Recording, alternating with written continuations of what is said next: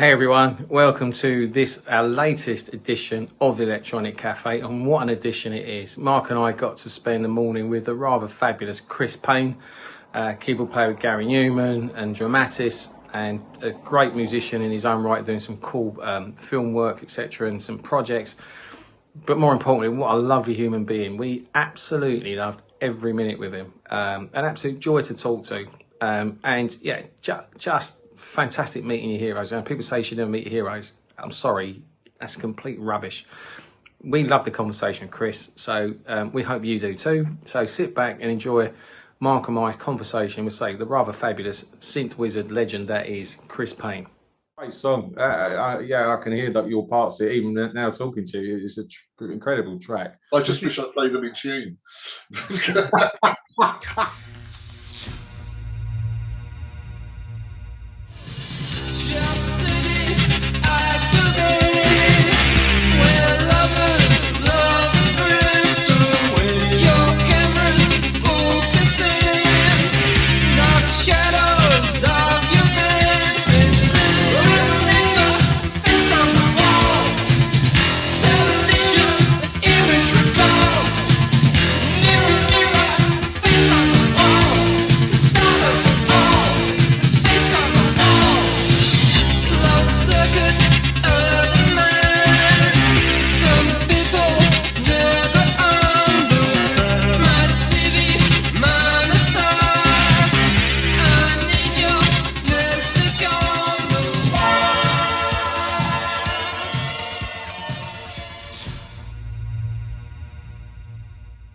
Hey everyone, welcome to another fantastic interview edition of Electronic Cafe. Today we are joined by an absolute true legend, synth wizard, Chris Payne.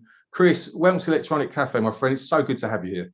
Oh, it's great. Thank you for inviting me. It's Sunday morning, I'm in France, it's baking, absolutely baking. I've got better things to do, but what the hell, I'll chat to you for the next hour. Mate, we're so grateful, we really are. And it's an honour to have you. Just going back, when I first saw you, Mark and I first saw you, obviously with Gary. It's back in, I saw you in '79. In fact, I've still got the original program there framed. Yeah, and it's got pinholes where it was on my wall back in the day when I was a 16-year-old. But that light show, I mean, because you started with OMD with the black curtain, and you guys come on, and the whole world lit up, and my whole world changed forever from that moment. And I know you were in it, but what was that like for you? I mean, when you saw the setup, and I mean, you must have, was you as gobsmacked as I was, or what was your reaction to all that? To be honest, what it did for me, my reaction was, this is happening. We'd spent a long time rehearsing. Russell had just joined the band about 4 or 5 weeks earlier than the main what we call stage rehearsals with a full set.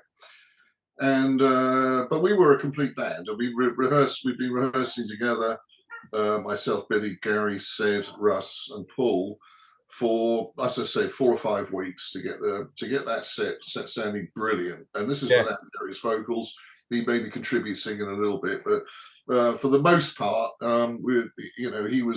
he was more concerned with the overall thing than rather individual performances. He knew that we were stable, a solid band, so that wasn't a problem.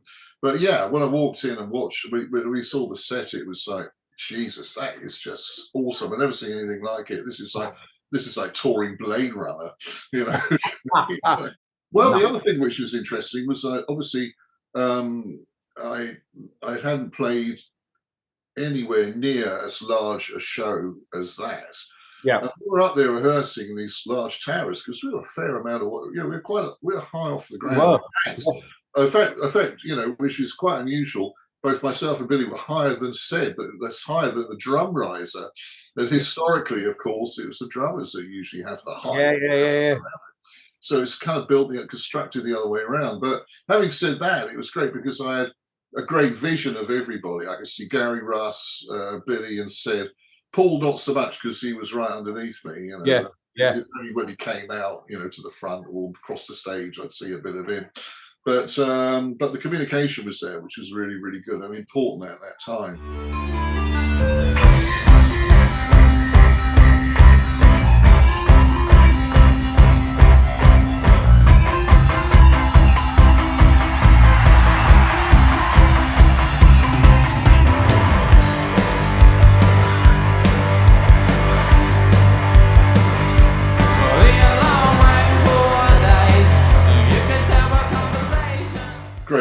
set, absolutely. You know, it was awesome, and everywhere we took it around the world, the reaction was the same.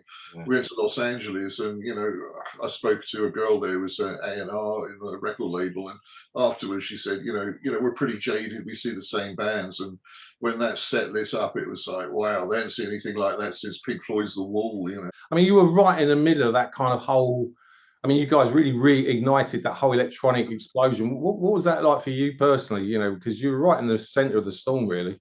It sounds odd. You didn't really notice it. Really? You were aware of all of a sudden there was a sort of trigger of electronic music, because the sort of people that sort of came before Gary Numan were the likes of Jean-Michel Jarre, Kraftwerk. Yeah. And Tangerine Dream, of course. So, you know, they had that Germanic sound, or Jean-Michel Jarre sort of, you know, very classical French sound. And they attracted massive audiences. But, of course, they had limited vocals, if any. I don't think Jean-Michel Jarre used singers, and certainly Kraftwerk would use a vocoder. Tangerine Dream, no. So the interesting thing about what Gary did was put it on the radar as a song. It was singing electronic music. He was the first person, as far as I know, to have done that. To have success with it. There were people who did it, you know, at the same time, not before. Yeah.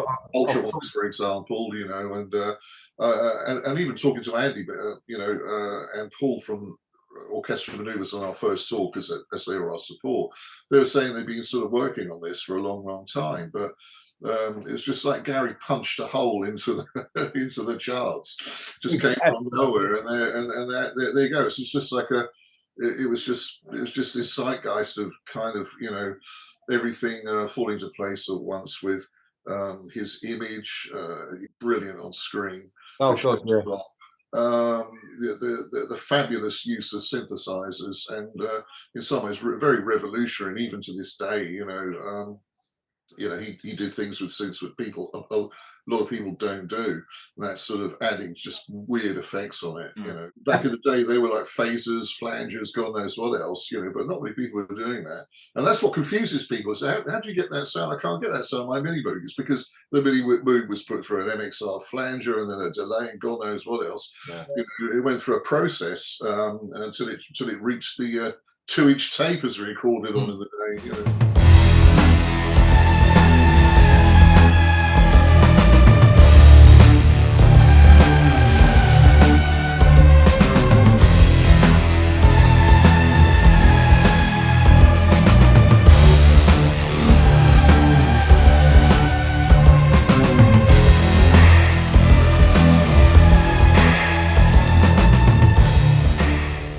A little bit further, I mean, you're a very talented classical musician. Your route was classical music, you know. Well, when you say viola, how did your path go? Yeah, from growing up in music, in classical music, in orchestras, etc. Well, learning the viola into auditioning for Gary Numan. Well, that's you're going to be surprised at this. Well, I actually got into music quite late. I was 15 when I just picked up a viola, and there was this great music teacher at our school. The guy that had a music, I call Aidan Kearney, was marvelous, and he said, "Look, take that home and play it, and get used to it, because we don't have a viola player. We've got lots of violinists, but no one playing viola." I just fell in love with the instrument, so I kind of fast-tracked my way through the grades, and then I decided I had to make a choice. Was I going to go to university and doing this is going back now to 1974, 75. Was I going to study music, or was I going to go to study history at university? Well, I chose music. And for better or for worse, and I'll admit to you guys, my first year of music college, I was like, Jesus, you know, I was like, I don't understand anything. Then it all came together and gradually caught up. And I was playing in a band at the time. We were sort of like a medieval rock band called Crucible, would you believe? Anyway, so went through the process, and I caught up. I got the diploma. I was very much into early music. I loved it, absolutely loved it. And I started to sort of play lots of early Baroque, Renaissance, even back to medieval. So I was playing all these things: Gems horns, recorders, a Rausch fife, crumb horns, these weird and wonderful instruments. And so what happened was in '78, I decided, right, I'm going to take a year off. I'm going to have this gap year and go traveling around Europe. And what I'm going to do is I'm going to come back and study early music, you know, as an academic subject at a university or whatever. I mean, life throws all sort of like twists and turns and curveballs at you and stuff like that. And this happened one day. This guy I was working for a local council, just making some money to save up to go around Europe. And this guy came in and said, look, there's a band here who are looking for a violinist and keyboard player to go on tour, university tour. And this would have been, I guess, late 1978, something like that. So I went, oh, that's interesting. So I turned up to the audition in, I think it was Beggars Banquet's record company in Earl's Court, but don't quote me on that. That's where I first met Gary and Paul and Jess Lydiard, who was the drummer at the time, Gary's uncle. So we whacked through a few tunes. I just blasted away on the viola. Gary said, can you play synth? I went, yeah, sure. And I was just confronted by this MIDI mood. I didn't have a fucking clue. So I was like, okay, that's the waveform. And, you know, thinking to myself, right, okay, 16/8, that's going to be like representative of the, you know, big pipe organs and stuff like that. Well, if you're going to do a solo, let's put it up to 8. So I got that right. And then just had to be quite a nice kind of like neutral sound. I was just like flowing away like that. And he was like, way, I'm going to put a star next to you. And that was that. You know, I joined Gary Numan. And of course, this was, I think, either late '78 or early '79. I'm not exactly sure. It was kind of, it was round about May when we did the Old Grey Whistle test. So there was a bit of a sort of gap while things were coming together. We were starting to rehearse and get the band together. Because the band at that stage was myself, Paul, Cedric, and Gary. There's a man outside. In a long coat grey hat, smoking a cigarette.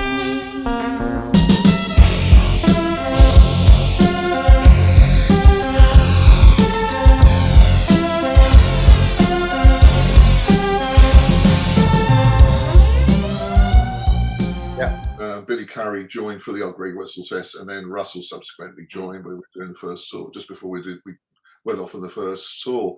So here's the thing. So as I keep telling people, it's quite ironic, really, that I went from the 14th century to the 21st century. You know, it's like talk about sort of culture shock for myself, you know, because I honestly didn't have a clue. I'll be perfectly honest. Gary kind of realised that and said, right, go away. There's a moog, there's a poly moog, there's an ARP, and you don't need these instruments. And then I was in a flat above Beggars Banquet record shop in Ealing, and I just spent hours and hours and hours just like getting to know the instrument. And there was a logic to it anyway, so it didn't take too long. It was just a case of remembering what you'd done when you found a good sound, you know. So there you go, 14th century to the 20th century, and what mighty leap. The thing is, I mean, you played on the Pleasure Principle album, the Telekon album, and a few subsequent albums, but you managed to introduce the viola into that, you know, predominantly electronic setup. There's a lot of viola parts in those. Yes, well, credit to Gary, he loved it. He really loved that sound. I think a lot of that came from Billy Curry's playing of the violin playing in Ultraviolet. And also Billy was a viola player, funnily enough. You know, I'm not sure if it's his first instrument, but I think it was his first instrument. So he had kind of like parallel education, you know, although he's a lot better synth player than I'll ever be. But in terms of keyboard parts, they were all written by Gary, and so we just played them.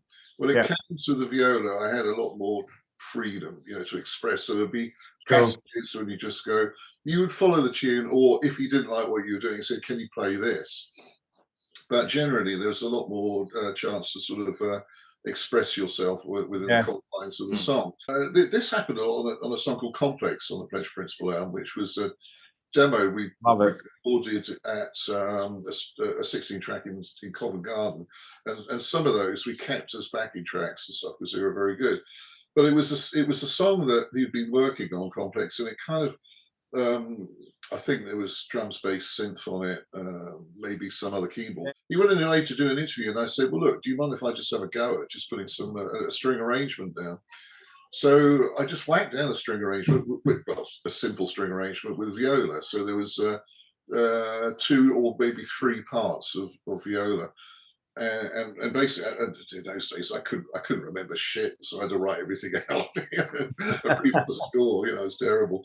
And he came back and he absolutely loved it. So that was like, wow, you know, that's a thrill. It sort of, you know, took it into, I would say, another dimension. That's sounding very, you know, very pretentious, but certainly it was. I managed to achieve something, putting the viola down that he wanted. He resonated with it. And then, sure to forget, saying everyone lies.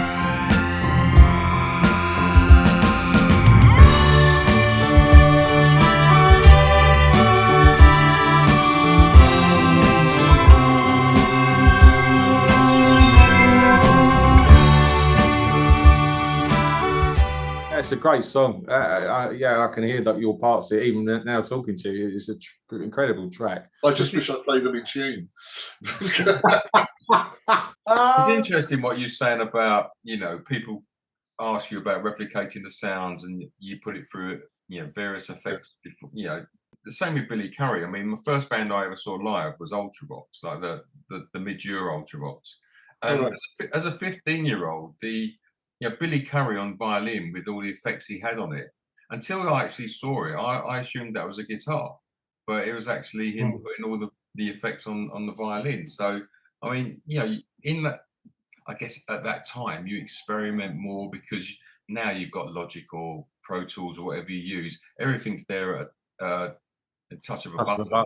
Yeah. But back in the day, me and Andy was in bands. I used to be a synthesizer player, and you had to physically find the sounds to use rather than just call one up on a spreadsheet and then dive in on it. Well, that's it. You've got a very good point. And back in the day when it's pure analog, before FM and LA synthesis and granular synthesis sort of came along, you had to work damn hard and remember those sounds, because until I might have got this wrong, but until the Prophet 5 came along, you couldn't really edit and keep the sounds.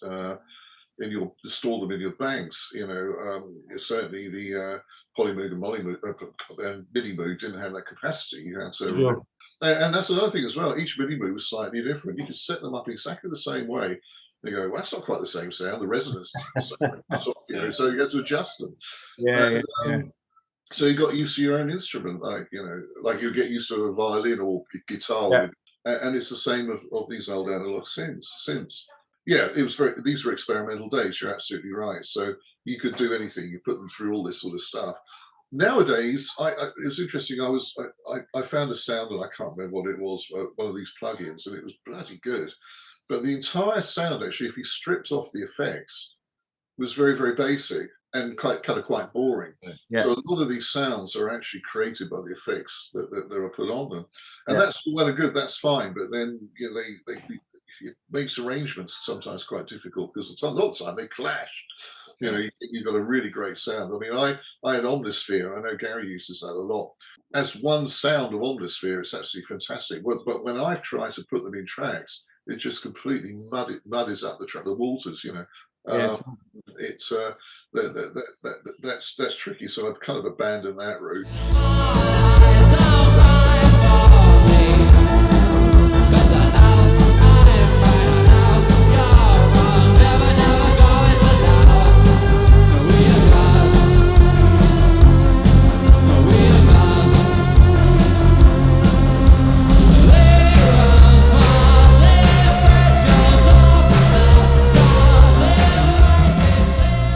Embarrassingly, I don't have any of my old synths. I sold them all, and now the museum piece is worth a fortune. Yeah, that was one of my later questions. I mean, I was going to ask if you had any of your old synths, but we've done that. We've done and dusted that. The answer's no. I did the same. I mean, at the time everything went digital, I got rid of all my analog synths, and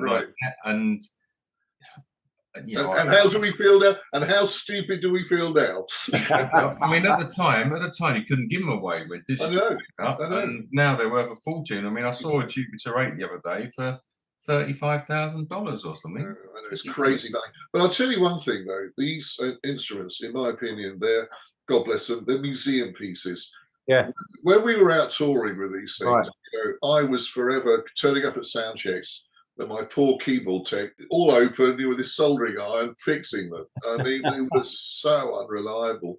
And I remember on Numan's 1985 Fury tour, I think it was, we turned up and there's like, what the hell are these? You know, just two keyboards and an ARP Odyssey, and they were the D50s. Suddenly it was stripped down from this like multiple keyboard thing, which like, made Rick Wakeman and sort of Keith Emerson look like, you know, is that all? Is that what you got? All 15 cents. Well, we won't mention any names, but someone told us that he looks at he's a keyboard player. Yeah. You know him.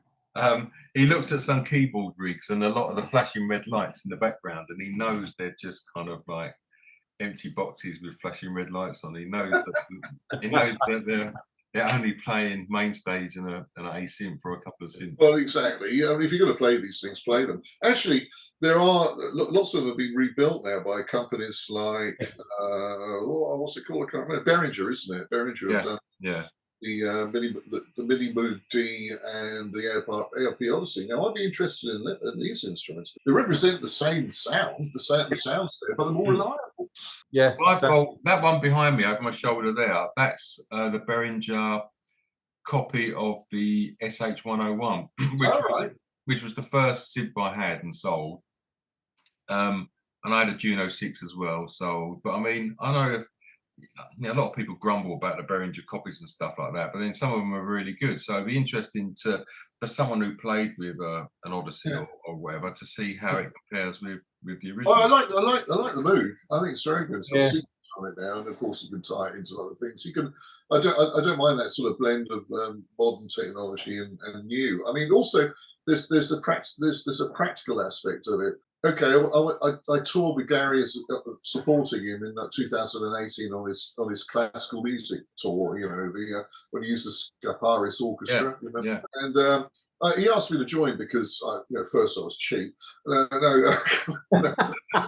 Secondly, I was obviously classically trained, so it kind of, and my repertoire was classical as well.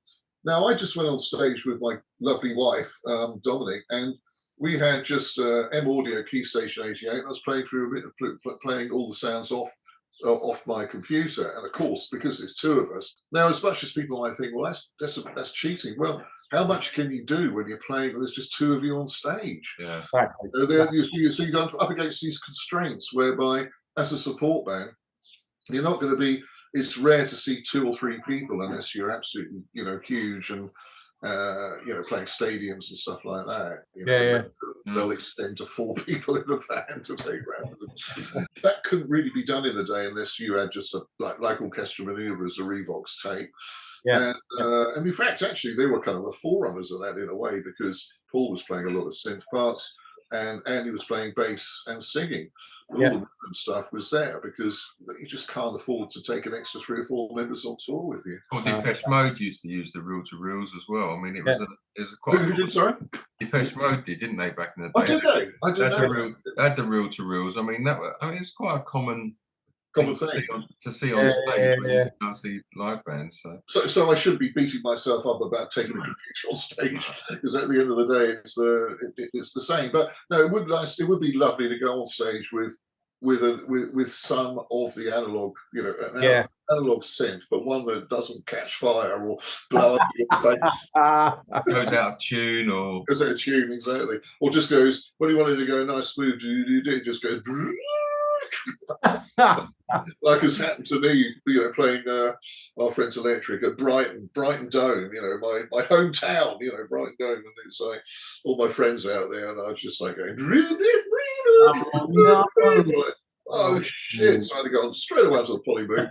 Gary comes around, is looking at me, laughing his head off, and I'm going, oh. Do you know something? I went on stage, and people asked me that. I said, did you get? Was there an element of? Were you really nervous? Were you fearful? And the answer I always give is yes, but not for playing the parts. That wasn't a problem. It's whether my keyboards would pack up. I know that feeling. And we were playing the Rock Garden in London. It's probably a venue you No. Oh yeah. In the piazza. Between sound check and the gig, my sequencer crashed. Like everything was blank. So I was like reprogramming everything in that time, not having any time to test it. So I was shitting myself like playing it live. That I got every single beat right, and I also used to have a Korg, which the joystick used to oxidize. Like so every so often, I used to have to take it apart, strip it off, because once it oxidized, it starts putting a vibrato in, like and a bend onto everything. So I know exactly what you mean. I used to more worry about my kit than actually playing. Yeah, playing the parts. That's right. You are distraction, like pictures on the wall. I don't like guys. You are attraction, it gets can be routine. You're up, I am down.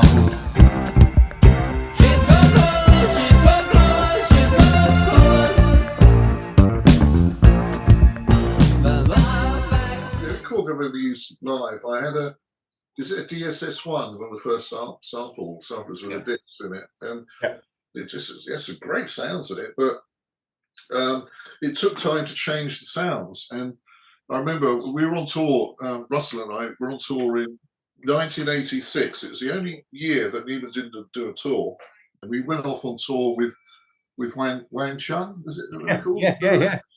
And it's kind of university tour where we played the marquee and stuff like that. But between songs, I had to sort of change things, and I was like, and then I had about 16 bars for us to come in, and it was get loading like that. And I'm like, oh, to go, it still hasn't come in. To go out just in time, bang, I was there. You know, you don't see that error message on the screen, do you? Yeah, exactly. Yeah. Chris, in 81, the Living Ornaments. When Gary announced his retirement, did you know beforehand that was coming, or I mean? Yes, yeah, we did. Yeah, we just thought, bastard, he put us out of work. On the dull queue now, thanks, pal. No, it took us by surprise. We were thinking, wow, we're peaking, you know. I mean, which I found very odd. But we had a plan B, which was to form a backing band, which became Dramatis. Yeah, that's right. No, we knew about it. Yeah. Yeah, and talking about Dramatis, I almost love the stuff, was it 7 singles, an album? But there was a rumour around 10 years ago, and you guys were informed, obviously, sad passing of said, obviously tragic, and obviously, but then read in 29, I think it was about 3 years ago, you said there was a single that came out, and you guys were there's going to be a new album. Is that still the case, or has it just been? Well, it's kind of, I must admit, when said dying was to me, it was like, I wouldn't say the end of Dramatis, but it was certainly. I just didn't know where it was going after that. Yeah, sure. You got to bear in mind, I hadn't seen him. We haven't seen him for 10 years or something like that. We had a great weekend together, drinking and having a good chat, and what our plans were for the future. And we come back together because the three of us worked really well. When Dennis Haynes had left Dramatis, and we were just down to 3. We had to fight hard to keep that together because we needed another keyboard player. Sure. We didn't have one, So when we were on that tour, Russell, everyone doubled up. I couldn't play everything, so Sid was playing some keyboards. Russell was playing some keyboards. We were like, we couldn't express ourselves that way because we just had so much music to play. Exploration for the sake of man.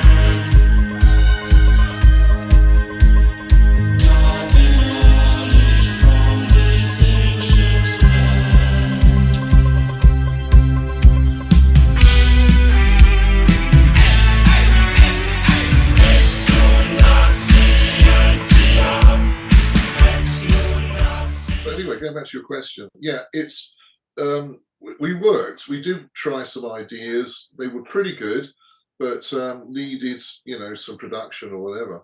And here's the problem: I live in France, and I live between Normandy and the Dordogne.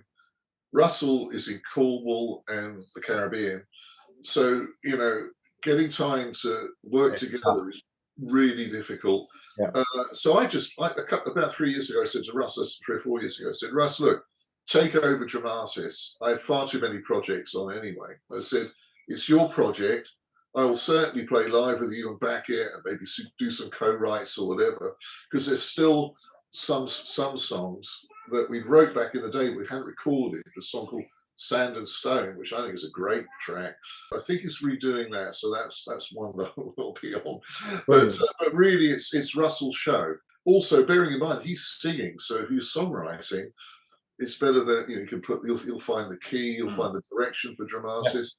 And it's not that I don't want to be part of it or don't want to work, but it's just like you've got to be practical here. Of course. I have a lot of work to do. He has, and we're never in the same country at any one time.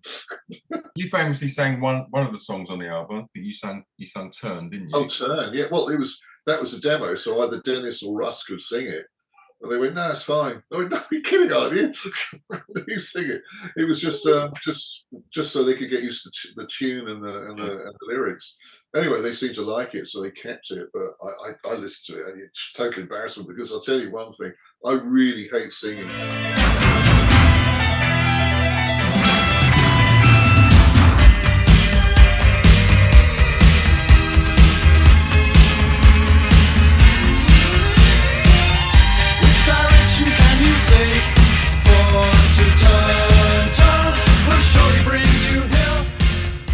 Chris, is there any truth in the fact that Boy George was offered an audition for Dramatis? Well, apparently, there was. I was in a flat in South Kensington with like 6 blokes, and there's like one of them was this guy called Carl, whose girlfriend was Eve Ant, who was Adam Ant's girlfriend. And Eve was well placed, she was a fashion designer. During the sort of like, kind of inception period of Dramatis, we were talking about, are we going to have one singer, are we going to have multiple singers because Dennis and Russ could both sing, or do we have an identity? And she came out and said, well, I know this guy, through Eve, she said, I know this singer called George, okay, he's looking for a band, are you interested? And we went, oh, no. At that time, it was decided that Dennis and Russ were going to do it. And it turned out that it was. I said to Eve later, was that Boy George? She said, yeah, and he had his hits. But he would never have worked out. He would have hated us. The music would have imagine Dramatis. I mean, Come a Chameleon is a great song, but can you imagine Dramatis doing that? Emotion that cannot deny. She's saying love needs none. Under the past gates are closed. Remember we torn the skies, and if the friends all go home. Yeah, man, talking about writing, obviously you're famed for co-writing the legendary classic Fade to Grey. How did that come about? Well, again, I was at music college, noodling around on the piano. It was just one of those sort of romantic studies or something like that I had written down for, as a composition exercise. And it was just very simple chords. It sounded very flash, of course, because you're doing a lot of movement. And that was it. And when we were sound checking with Gary Numan, I transferred that idea to Mini Moog and the Poly Moog.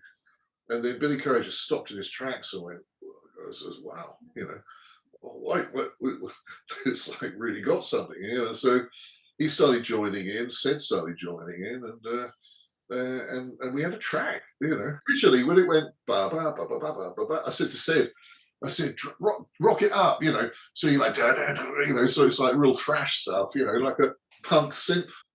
He goes, hey, no, with his lovely, beautiful South African accent. It's got to be like this. We're going to be like this. And he was playing, sorry, I shouldn't be saying things like that. God bless him. He was such a sweet guy. But, he was like, listen. And he was always right because he knew rhythm. And I went, oh, wow, that sounds interesting. And, of course, it brought out all the other rhythmic aspects, by the way, through his amazing drum part. I think, I don't wish to repeat myself, but after the first tour, we went, Billy and I and myself and Cedric went into Martin Russian's studio to record the backing track, or what was that then, the backing track. Great. I mean, it's still one of the most iconic tracks of the 80s. Oh, 100%. And I mean, I know it's been borrowed heavily from on a couple of examples. I mean, Kelly Osbourne, she borrowed heavily from it, and also Kylie Minogue did on the Like a Drug track. Well, yes, that's interesting because God bless her, the producer Linda Perry, yeah. From Four Non Blondes. We all received a beautiful letter from her saying she's full of apologies, and she relinquished totally her rights to any part of that track. Oh, how decent! Really decent, cool. Absolutely fantastic. With Kylie Minogue, that was a different thing. I'm not going to slag off Kylie Minogue because she may not even have been aware of it to do with publishers and stuff like that. And no, that's they put a musicologist onto that. The guy said, you can't copyright a perfect cadence. Well, there's a bit more to it than just a perfect cadence. Dominant and tonic. It's but there again, you can't look back and look back and regret because that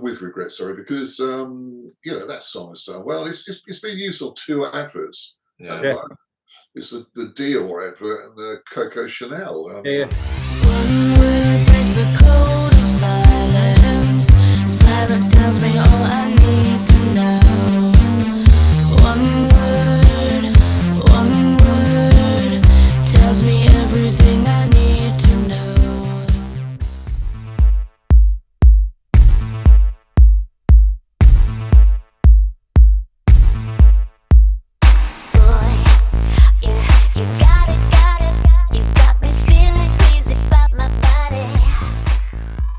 It shows how powerful a song it is and how great a song it is because it's in the mindset of a lot of people, of a certain age that have come to prominence in a company, and they think, I know what track I'll use. That'll fit perfectly, and they choose Fade to Grey. I mean, what a song! One man on a lonely platform, one case sitting by his side, 2 eyes staring cold in silence, shows fear as he turns to hide.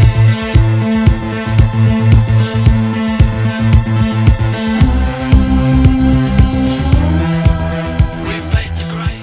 I know. Do you know something? It's really weird because I do love that song. Now, and I look back on it, I love that song because it's given me a lot of money. I'll be honest with you, but also it did have something original about it. And this is a God's honest truth. It was a demo, a good instrumental demo that Billy couldn't sell. If his life depended on it, just no one was interested, and hence it got onto it came late to the Visage project, and then Midge wrote the melody and the lyrics, and that's what was added.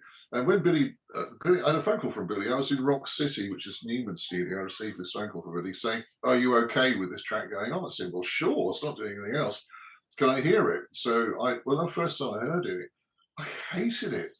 I just thought this is really awful. The guy can't sing. There's no expression. It was just like that. Now I get it. But at the time, my reaction at the time was, this is going nowhere. Wrong. But it's like that opening riff on Fade to Grey. I mean, you can be anywhere. You can be at a gig waiting for bands to come on and they're playing a load of music. But as soon as that opening riff, comes through a PA, you can visibly see people look at each other and go, what? Really? Is that true? Well, that's interesting because it's literally just octaves. I think it starts in A. A minor C. And